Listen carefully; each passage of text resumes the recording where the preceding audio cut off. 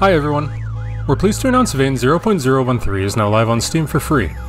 In this update, we've got a bunch of quality of life fixes and a lot more content in the game. If you want to support us, please consider wishlisting the game on Steam if you haven't, or donating to us if you can afford it. Links for both are in the description. Let's get into it.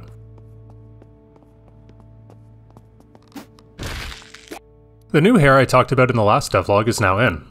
It still needs some improvements, such as regarding how long hair is extremely rigid, but it is leagues better than the old hair we had. We also added a roughness slider to the character creator.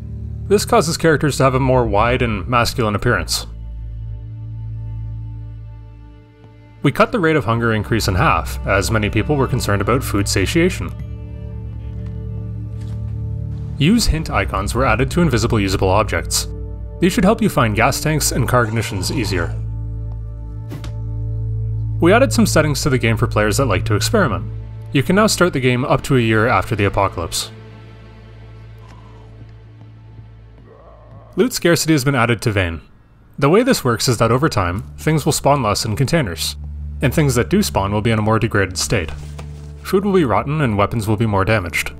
You can change how fast this occurs in the main menu. Power and water now shut off after around 1 to 2 months in-game. This is also customizable in the main menu. Stock up on clean water while you can.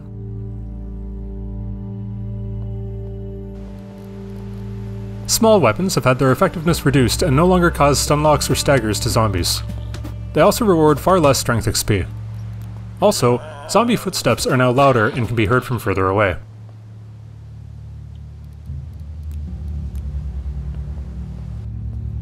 Saranac Central School has been added to the map. This is a new, large area in Saranac containing a school and the surrounding area. The school is a very large building and we're excited to see what players will do with it. Be aware that utility cabinets won't cover the entire building, so you may have to fortify sections one at a time. Can you hear me? This also comes with some new features, such as an elevator, an auditorium, intercom system, etc. Again, we can't wait to see what you do with the place. We've also added a couple new areas down the road that we'd like you to see for yourself. We fixed the bug where vehicles would stop head-on upon hitting a zombie. It may still happen in rare cases, but we think we fixed it. Alarms and TVs are turned off by default to reduce annoyance.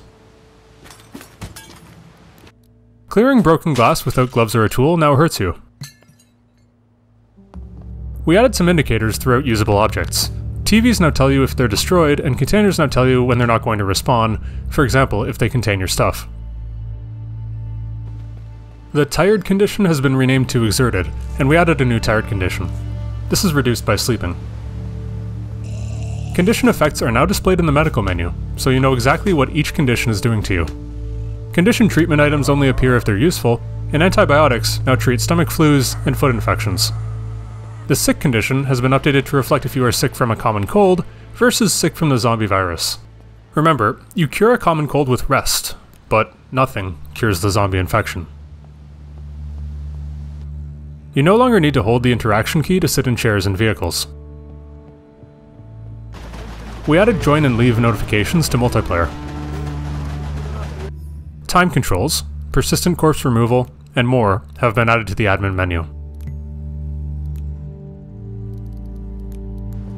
Skill magazines now give a temporary XP gain boost instead of stat points. Skill books have been added, which do what magazines used to do.